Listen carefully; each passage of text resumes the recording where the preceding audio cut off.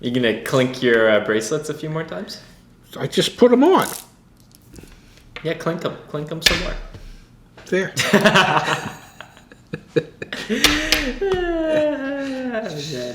We should get a bracelet sponsor. Okay, so Deal School, Yeah. yourautoadvocate.com/deal-school. 50 courses, 6 quizzes, us, two Shefskas, 1 black shirt appearance probably, if not more, in his videos. Take a peek. If you're going to buy a car anytime soon, share it with a friend. Deal School, good curriculum, link down below. Free of charge. If it is for free, it is for me. Perfect. Yes. And we're going to work on some merch, if it is taxable, it is negotiable merch. We will make that happen. So thank you for everyone that supports those efforts. Yes.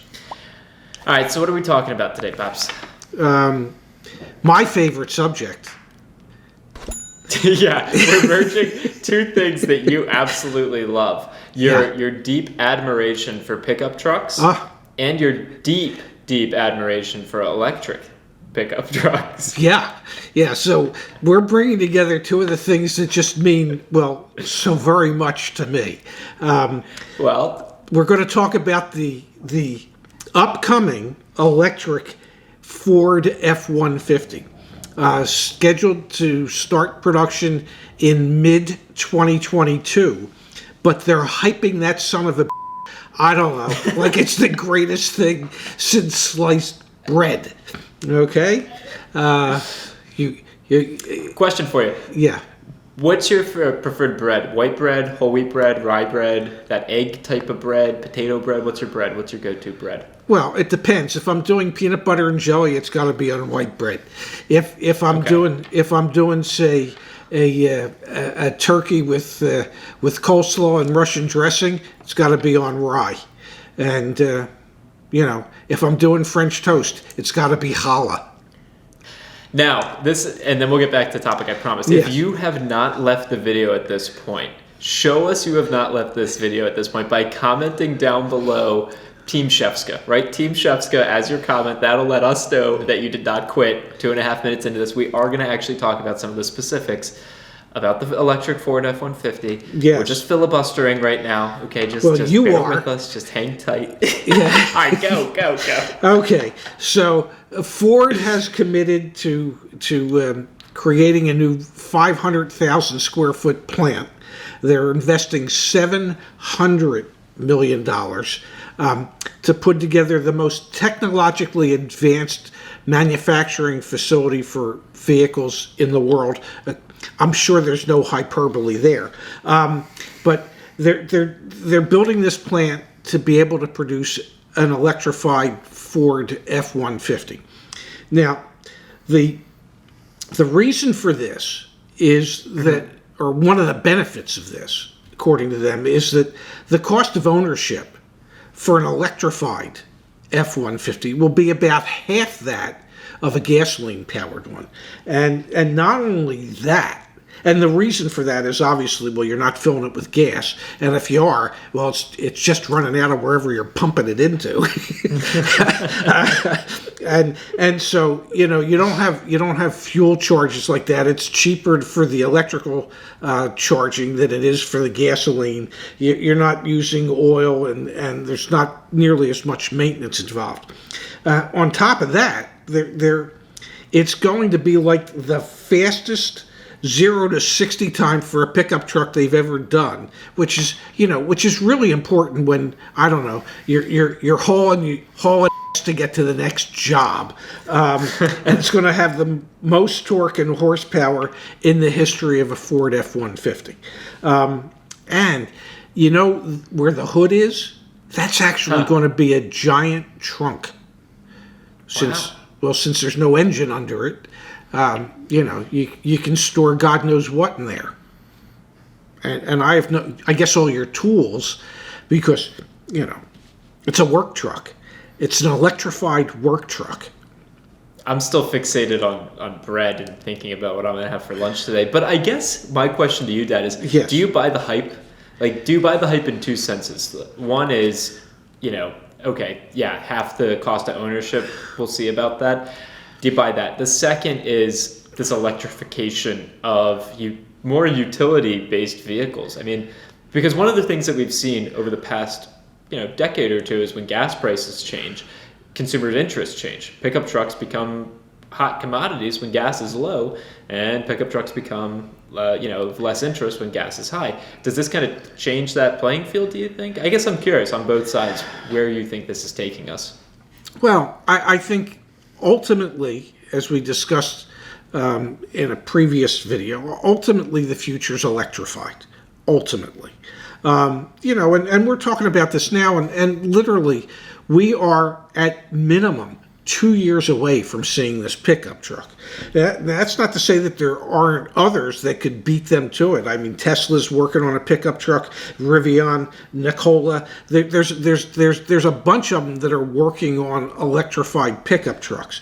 I assume that's the future. I assume if they can build the range, that it'll matter more. I mean, if you're a home builder and you have a fleet of electrified pickup trucks, I guess if you have your portable generators, you can be charging your vehicle at the same time that you're working on the house that you're building. I guess. I don't know. But if that's the case, I believe most generators are gasoline powered or diesel powered. So, it does though. Like, I wonder all the other ancillary and associated costs of owning an electric vehicle, how you can make the claim it's going to be 50% less cost of ownership. Like, to me, that sounds like marketing mumbo jumbo. But again, we're 2 years at least out from it even being in the public. So well, who knows? I think it is marketing. Everybody's trying to push the fact that, and everybody, I mean, there isn't a manufacturer out there, including McLaren, that isn't thinking about how to do electrified vehicles. It's just that simple. I mean, these things produce more torque, more horsepower. They're not creating as much pollution. And people will say they're not creating pollution, but at a certain point when the batteries go bad, you have to get rid of the existing batteries. That's going to be an issue. I'll find the link to it, Dad. I just want to mention there's this study that talks about how actually literally just the tires, I'm looking out at the road, there's like the tires going over the asphalt. That's one of the primary drivers of pollution from vehicles. It's like you wearing down the asphalt that like creates, I don't understand the science behind it. I don't even understand half the stuff we talk about on this channel, but like just physically operating a vehicle of any sort causes pollution. So yeah, that whole argument is a little on shaky ground. There's going to be pollution when you have to, what happens to the old batteries? I mean, where do they go? Something has to happen to them. I mean, if they end up in the ground, how many years does it take for them to break down? I mean, there's environmental concerns with everything. It's just Ford's way right now of building marketing around the F-150. Now, you have to realize one thing. The F-150 is the most popular and best-selling pickup truck of all time. And in 2019, to give you an example, the F-Series vehicles generated $42 billion with a B $billion in revenue in 2019. Wow. Okay, they produced more revenue for Ford than McDonald's, Coca-Cola, Nike, and John Deere. Okay, and that equates to 27% of Ford's total revenue in 2019 comes just from the sale of their F-Series pickup trucks. And I don't want you to think they're popular, but the F-Series is the most popular vehicle line in 39 states and accounts for 6.6% or 16.6 million vehicles of all the vehicles that are currently on the road in the United States. So that represents just a huge portion of Ford's business. And they see hyping it 2 years in advance as well, keeping it in the forefront of everybody's mind that we know you're going to want a pickup truck in 2022, but you might want to wait for that electric one because, well, you're going to save the planet, you're going to have more room, you're going to have more horsepower, you're going to have more torque, it's going to cost you half as much to own it. Why not? And so, they're hyping it. And if I was in their position, I'd be hyping it too.